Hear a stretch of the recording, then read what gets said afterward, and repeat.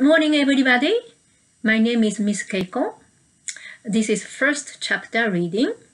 Again, this is my second time. Do you remember first time? That was Magic School Bus Rides Again, wasn't it? Right? And subtitle was Attack of the Plants, and story by Marie Anderson, and publisher was Scholastic Company.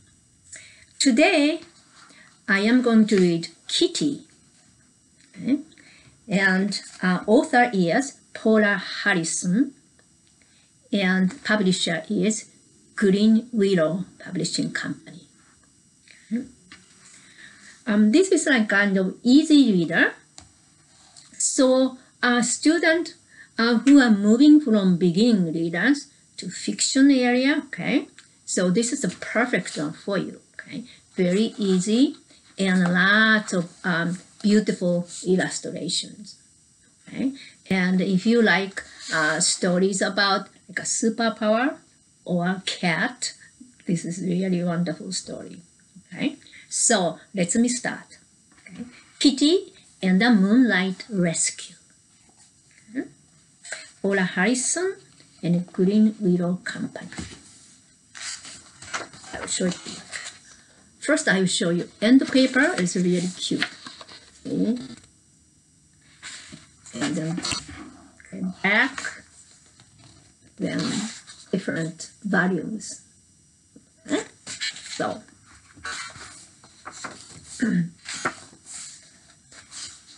chapter 1.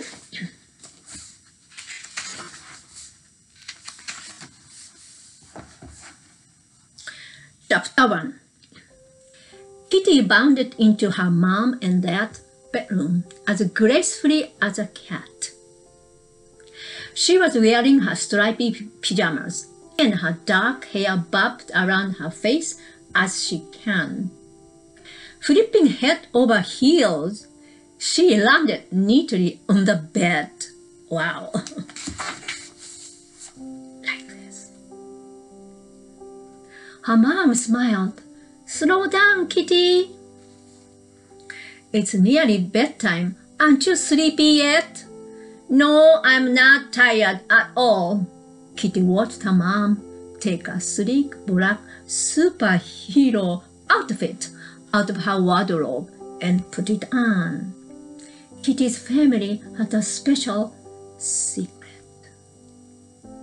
Her mom had cat-like superpowers, and every night she went on adventures her mom could see in the dark, climb walls, and balance on rooftops. Her super-powered senses mean she could always tell when trouble was near. Best of all, she could talk to cats and share their secrets.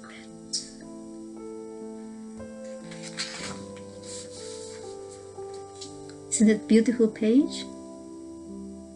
Kitty waited to be a superhero just like her mom one day. She loved playing rescue in the cat outfit her dad had made her. And she could leap all the way from the window seat to her bed without touching the floor. But when she looked out the window at bedtime, there are so many mysterious shadows and odd noises out there. It was safe and snuggly in her room, and the thought of going out into the dark made her shiver. She wasn't sure if she would ever be ready to be a superhero like her mom. "Why don't you brush your teeth and wash your face, Kitty?" suggested Mom. And her dad came in carrying her little brother. "It's time for you to brush your teeth too, Max. Let's find your toothbrush." Isn't it beautiful moon? Right? Kitty followed them to the bedroom, but Max giggled and scampered away at lightning speed. Mom caught him and brought him back to the sink. "Be a good boy and do what your dad says, Max." She looked in the mirror and straightened her superhero mask. It's getting late. I really must go. Can you read me a bedtime story first? Asked Kitty. I'm sorry, honey. Mom kissed Kitty on the forehead. Maybe tomorrow night. I'll read you a story, Kitty, said Dad. Kitty's shoulders slumped. She knew being a superhero was important, but she wished Mom didn't always rush off. This. Can you see it? Okay.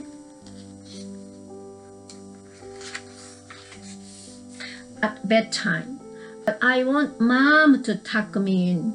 I like our bedtime talks. Why don't we have a little talk now? Mom took Kitty to her bedroom, and they sat on the window seat together. It was growing dark outside, and the bright full moon was rising over the rooftops. An owl hooted in the distance. Having superpowers is a very special gift, said Mom, stroking Kitty's hair. On a night like this, when the moon comes out, you can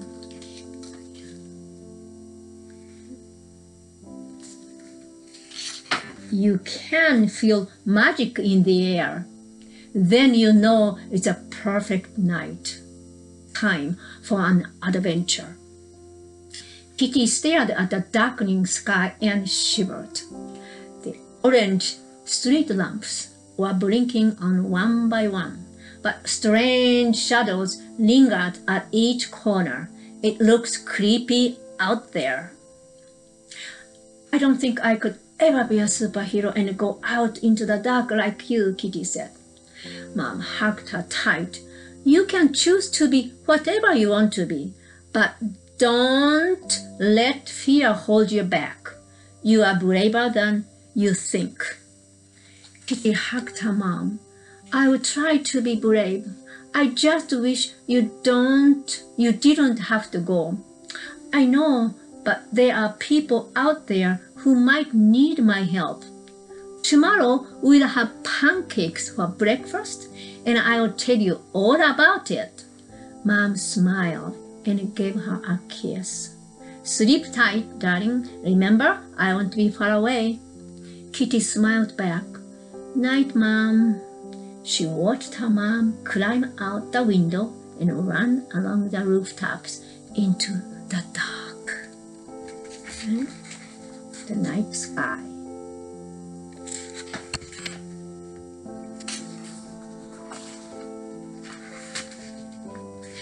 Dad read Kitty a bedtime story. Then she snuggled down and pulled the blanket up to her chin. Her bed was warm and comfortable, but she didn't feel ready to go to sleep yet. She wiggled onto her side and stared out the window. The moon had risen high in the black sky, and shadows flickered on the rooftops. The wind whispered, and Kitty's heart beat faster. She turned on her bedside lamp and peeped over the top of her blanket. Like that. There's nothing to be scared of, she told herself. Her mom's words spun around inside her head. Don't let fear hold you back. You are braver than you think. Maybe she should put on her cat outfit and see if it made her feel any braver. Jumping out of bed, she pulled her superhero costume over her head. Then she swung the silky black cape onto her shoulders and tied the ribbon carefully. Last of all, she put on her cat tail, and velvety cat ears. Can you see it? Okay. Before turning to look in the mirror, she did a perfect spin, and the cape flew out behind her. She loved the way the cat costume looked, and she did feel a tiny bit braver. Suddenly, there was a scratching. noise right outside her window. Kitty turned around, her eyes wide. The scratching grew louder, and then shrill meow made her jump. She rushed to the window and peered into the dark. A sleek black cat with a white stripe on his face and white paws were waiting on the window ledge. Kitty opened the window and the cat sprang into the room with a flick of his tail. "Good evening. My name is Figaro." He smoothed his jet black whiskers. "I must speak to your mother at once." Kitty's heart skipped. Had she just understood what the cat said? "Hello, I'm Kitty," she managed. "Lovely to meet you." Figaro gave a theatrical bow. "Please take me to your mother, Kitty. There's an emergency. I must get her help." Oh, Kitty's stomach did a somersault. I'm sorry, my mom's already gone out. She left a little while ago." Figaro clutched his cheek with one paw. "This is dreadful. But wait." He stared at Kitty's cat costume. "You are a superhero too, so you can save us from this terrible disaster." "Oh, I can't really," said Kitty. "I wouldn't know what to do." "You are a superhero though," insisted Figaro. "Who will help us if you don't?" Kitty looked nervously at the night sky. She'd only been pretending when she had dressed up in the costume, but now this cat believed she really was a superhero. How could she tell him that she didn't dare go out into the dark? This is the end of first chapter. Okay? So if you like to continue to read, okay, check it out. Okay. Thank you very, very much for joining me today. I hope I will see you next time around. Okay. Meantime, take care of yourself and happy reading. Okay. And continue to be safe and healthy. All right. Thank you. Okay. Bye-bye. Bye.